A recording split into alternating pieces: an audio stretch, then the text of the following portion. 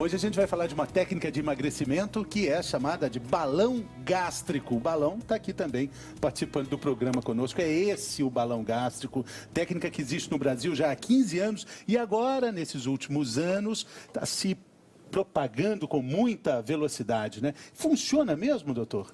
Se bem selecionado o paciente, ele tem uma indicação bastante adequada e tem bom resultado. Agora, muita gente que coloca o balão engorda de novo depois de retirar o balão, doutor Alfredo? É, porque o balão é um procedimento que dura 6 meses, né, como regra. O sujeito frequentemente perde peso, mas na hora que ele tira o balão, ele tende a ter as forças engordativas, de novo que nós já conversamos sobre isso, e ganhar. Mas eu acho que é um procedimento interessante em determinadas circunstâncias e que se o sujeito tiver aquela persistência, ele vai conseguir manter o peso. Esse é o balão, né? Como a gente está vendo, o balão vazio, da forma como ele é introduzido através da garganta até o estômago e depois a forma como ele fica no estômago. O doutor Eduardo disse que ele fica até maior do que esse tamanho. Os 3 a 4 dias é que são os dias em que a pessoa tem mais sintomatologia relacionados à náusea, a vômitos e à cólica, porque é uma luta do estômago tentando eliminar este balão, porque o entende como um corpo estranho. Depois disso fica acomodado e o paciente deixa de ter essa sintomatologia. E como esse balão ocupa o fundo do estômago, a pessoa tem saciedade, ele perde o apetite. Tem um conceito novo importante, que eu acho que o Eduardo vai concordar comigo, que a gente pensa que o balão só funciona porque ele fica lá e impede de o indivíduo comer muito. Mas hoje em dia nós sabemos que o fato de você distender o estômago faz com que haja sinais para o nosso cérebro para comer menos, não é? É isso. Emite sinais que fazem produzir uma substância chamada GLP-1, que até tem um remédio que utiliza essa substância, um sintético disso, que faz comer menos. Então, não é que só com balão você come menos porque está ocupando espaço, mas é porque também você fica com menos vontade de comer aqui. É muito Acaba com a interessante sensação da fome. Isso, aqui. Agora, é um procedimento, como todo procedimento, há muitos riscos. Vamos explicar como Esse procedimento é importante que seja feito com todos os cuidados e segurança para o paciente. Então, nós só fazemos o procedimento com o paciente entubado, com medicamento de curta ação, o tempo suficiente para colocar o balão. E depois disso ele é retirado a intubação e o paciente fica muito bem. Isso significa que as pessoas que estão vendo a gente, que já perguntaram para alguns médicos e não tiveram essa informação de que vão ser entubadas ao fazer esse procedimento, estão correndo maior risco? Na verdade, tem pessoas que fazem o procedimento sem entubar. Não é errado que seja feito dessa forma, mas não complementa toda a necessidade de segurança. O fato de você entubar, você melhora a ventilação do paciente e impede os riscos de uma aspiração e uma complicação respiratória. Então, entubar é um método de bastante segurança para o paciente e para o médico que faz o procedimento. Depois desses 6 meses, como é que se comporta o estômago desse paciente que usou o balão? Não, volta ao normal, volta ao que era. Por isso que eu estou dizendo, eu adoro o balão, porque o balão é uma coisa inteligente, não é? Não é cirúrgico, não é? É um procedimento que você introduz, mas não corta nada. Mas o problema é que é provisório, você tem que tirar. Quer dizer, o ideal, eu acho que um dia vão descobrir um balão que fica o tempo todo, né? Alguém aí vai conseguir. Enquanto isto, o sujeito tirou o balão, ele vai voltar a ter de novo aqueles impulsos para comer que ele tinha, porque senão não precisava do balão, e aí você vai ter que segurá-lo.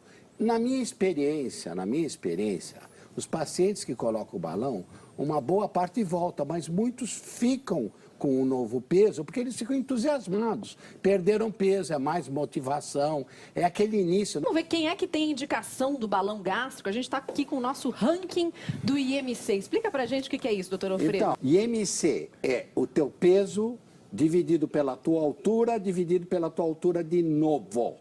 Aí vai dar um número, 20 e pouco, 30 e pouco, tudo mais. Por que o IMC está aqui até 27? Porque essa é uma pessoa que, no geral, não precisa de nada a não ser dieta e atividade física, como, aliás, em todas as categorias. Calma.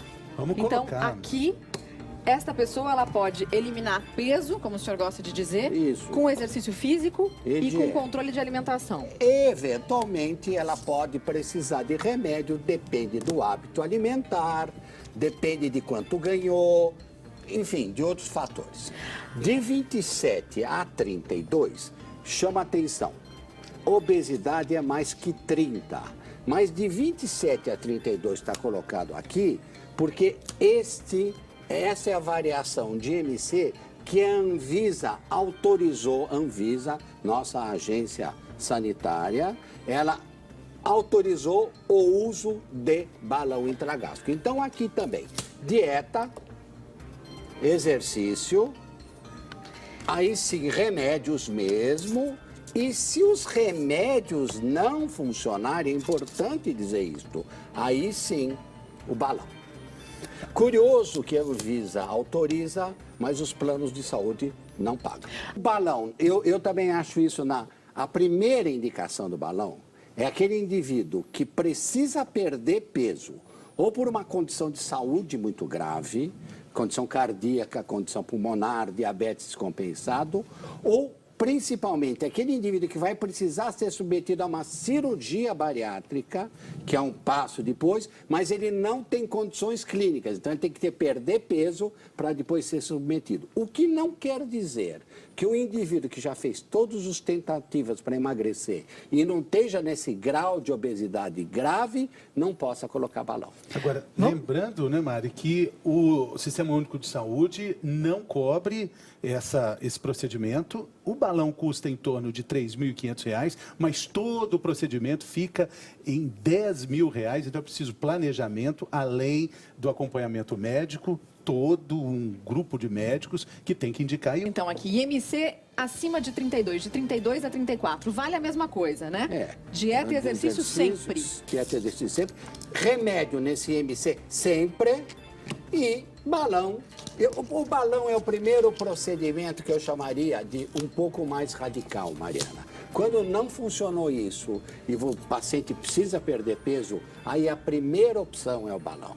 Entendeu? E isso vale também para o IMC acima de 35. Mais ainda. É claro que aqui o indivíduo, não é, Eduardo? Já pode até optar por fazer cirurgia, que é um procedimento definitivo. A redução de estômago. A cirurgia bariátrica, que é muito mais que a redução de estômago. O grupo de pacientes com índice de massa corpórea maior do que 35, associado a algum grau de comorbidades, ou acima de 40, independente de alguma comorbidade, ele, sem dúvida nenhuma, ele vai se beneficiar da cirurgia e não do balão intragástrico. Não tem indicação do balão nessa circunstância.